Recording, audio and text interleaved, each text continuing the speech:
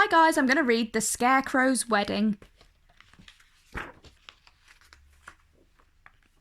Betty O'Barley and Harry O'Hay were scarecrows. They scared lots of crows every day.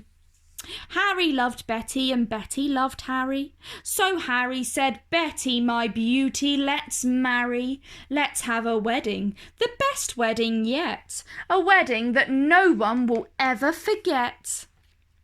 Betty agreed, so they hugged and they kissed. Then Betty said, "Harry dear, let's make a list." "Just as you say," answered Harry O'Hay. So they wrote down the things they would need on the day. A dress of white feathers, a necklace of shells, lots of pink flowers, 2 rings and some bells. Then Harry gave Betty O'Barley his arm, and the Scarecrows set off on a hunt round the farm. They hadn't gone far when they spotted some geese. "Oh, geese, if you'll give us a feather apiece, you can come to our wedding, the best wedding yet, a wedding that no one will ever forget." "We will," honked the geese, and they each gave a feather. A spider friend offered to sew them together. "Hooray!" cried the Scarecrows. They hugged and they kissed, and they hurried back home and crossed dress off their list. Then Harry gave Betty O'Barley his arm, and they set off once more on their hunt round the farm. They hadn't gone far when some cows gathered round, and the boughs round their necks made a wonderful sound. Ring-a-ding-ding, ring-a-ding-ding. "Oh, cows, will you please come and make your bells ring for our wonderful wedding, the best wedding yet, a wedding that no one will ever forget?" "Oh, yes," mooed the cows, "we can tinkle our bells."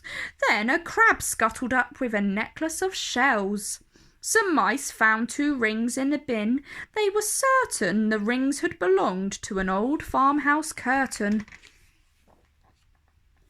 "Hooray!" cried the Scarecrows. They hugged and they kissed.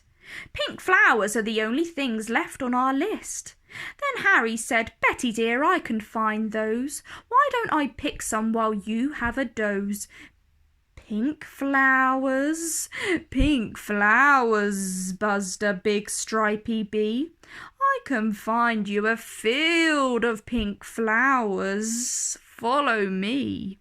So the bee led the way, and they travelled for hours till they came to a field full of pretty pink flowers.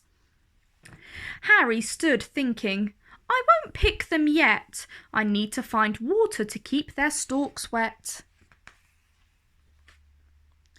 "Just follow me," croaked a lumpy old toad.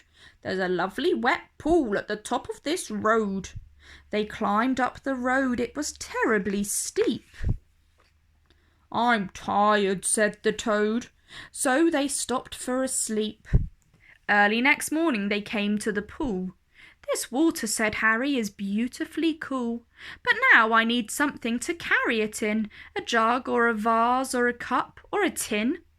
"I think I can help you," said a small squirrely snail. "I can show you the way to a very fine pail." So the snail and the Scarecrow set off on their way, but the snail was so slow it took more than a day. Betty was worried. "What's happened to Harry? Where is the Scarecrow I'm planning to marry?" The farmer came by with a frown on his face. He made a new Scarecrow to take Harry's place. "Good day," said the Scarecrow. "I'm Reginald Rake." He took Betty's hand and gave it a shake. "Together," he told her, "we make a fine pair. You're really quite pretty, apart from your hair." Then he jumped in the tractor and told her, "Hop in. I'm a really fast driver. Let's go for a spin." But Betty said, "No, I must wait here for Harry. He is the Scarecrow I'm going to marry. We're planning our wedding, the best wedding yet, the wedding that no one will ever forget." Reginald laughed. "You'll be waiting forever.